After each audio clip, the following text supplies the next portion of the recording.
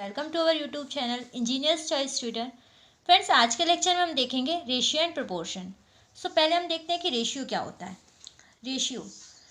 Ratio represent the relationship और comparison between two quantities in same unit. Ratio represent relationship और comparison between two quantities in same unit। इसका क्या मतलब है कि जो रेशियो है ये दो क्वांटिटीज़ को कंपेयर करता है। दैट मीन्स ये बताता है कि जो पहली क्वांटिटी है वो दूसरी से कितनी ज़्यादा है या कम है। ओके, या यूँ कह सकते हैं कि दो क्वांटिटीज़ के बीच में रिलेशनशिप को बताता है। Okay, so the ratio of two quantities return as, और इसको हम रिप्रेजेंट कैसे करते हैं। जैसे मान लीजिए दो क्वांटिटीज़ हैं हमारे पास, एक है हमारे पास ए और दूसरी हमारी बी, तो इसको रेशियो के फॉर्म में कैसे रिप्रेजेंट करेंगे हम, इसको लिखेंगे ए रेशियो बी। ओके, सो यहाँ पे जो ए है ये हमारा फर्स्ट टर्म है, फर्स्ट टर्म, या इसको हम बोलते हैं क्या, एंटीसीडेंट।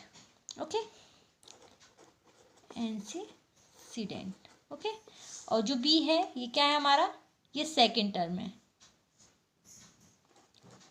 सेकंड टर्म, या इसको हम बोलते हैं कंसिक्वेंट, कॉन्सिक्वेंट।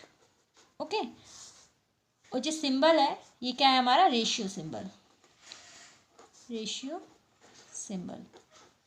ओके, और इसको हम और कैसे लिख सकते हैं, इसको हम एक और तरीके से रिप्रेजेंट कर सकते हैं, जिससे ए बाय बी या A divided by B. Okay,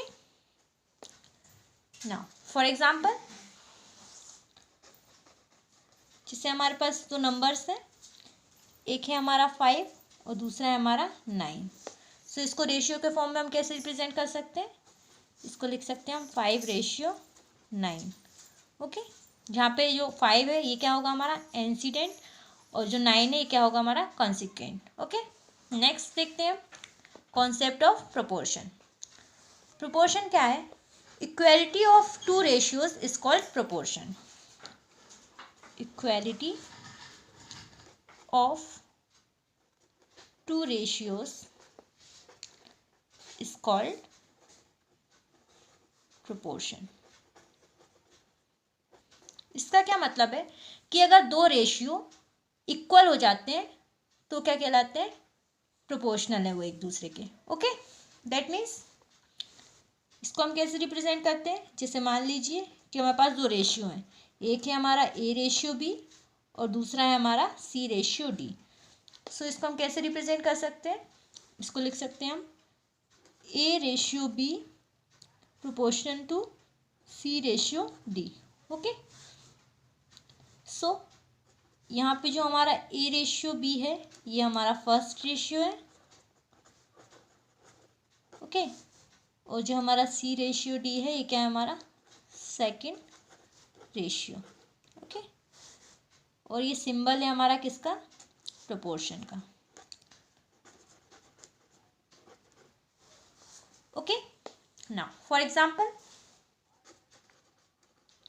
जैसे हमें दिया हुआ है क्या 3/12 इक्वल्स टू 1/4। सो इसको हम कैसे रिप्रेजेंट कर सकते हैं, 3 ratio 12 proportion to 1 ratio 4। Okay, and the product of extreme and product of mean terms are both are equals. इसका क्या मतलब है, देखिए जैसे हमें दिया हुआ है A ratio B proportion to C ratio D. So product of extreme that means A into D equals to product of mean terms that means B into C. Okay, both are equals. Okay, next है हमारा concept of comparison of ratio. जैसे हमें दो ratio दिए हैं उनको कैसे हम कंपेयर करें। मान लीजिए if A ratio B and C ratio D are to ratio दो रेशियो हमारे पास, एक है हमारे पास A रेशियो B और दूसरा है C रेशियो D। अगर product of extreme greater than है प्रोडक्ट ऑफ मीन टर्म्स के, that means B into C के, तो जो हमारे रेशियो है A रेशियो B ये ग्रेटर देन होगा C रेशियो D से। Okay, first case. Second case क्या होगा, अगर product of extremes less than है प्रोडक्ट ऑफ मीन टर्म्स से, तो जो हमारा रेशियो है A रेशियो B ये लेस देन होगा किससे, C रेशियो D से। ओके, और थर्ड केस, अगर product of extreme equals to है प्रोडक्ट ऑफ मीन टर्म्स के, तो जो हमारा रेशियो है A रेशियो B ये इक्वल होगा किसके, C रेशियो D के। ओके, नेक्स्ट देखते हैं concept of componendo and dividendo. So जैसे हमारे पास दो रेशियो हैं A ratio B and C ratio D। Okay, और ये दोनों कैसे इक्वल हैं। ओके, दैट मीन्स इसको हम लिख सकते हैं A divided by B equals to C divided by D। Okay, so according to the componendo rule ये क्या हो जाएगा, ये हो जाएगा A plus B divided by B equals to C plus D divided by D। Okay, according to dividendo rule, dividendo rule क्या होगा, इसके अकॉर्डिंग क्या होगा, इसके अकॉर्डिंग होगा A minus B divided by B equals to C minus D divided by D।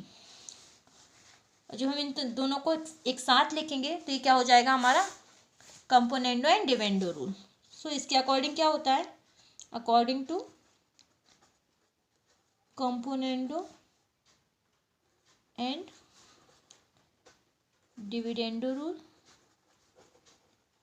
ये होता है A plus B divided by A minus B equals to C plus D divided by C minus D। Okay, क्या होता है हमारा componendo and dividendo rule. Okay friends, तो आज के लेक्चर में इतना ही। नेक्स्ट लेक्चर में हम कुछ और चीज़ें देखेंगे। तो अगर आपको मेरी वीडियो अच्छी लगी है तो इसे लाइक करें और ज़्यादा से ज़्यादा शेयर करें, साथ ही हमारे चैनल को भी सब्सक्राइब करें। Thank you.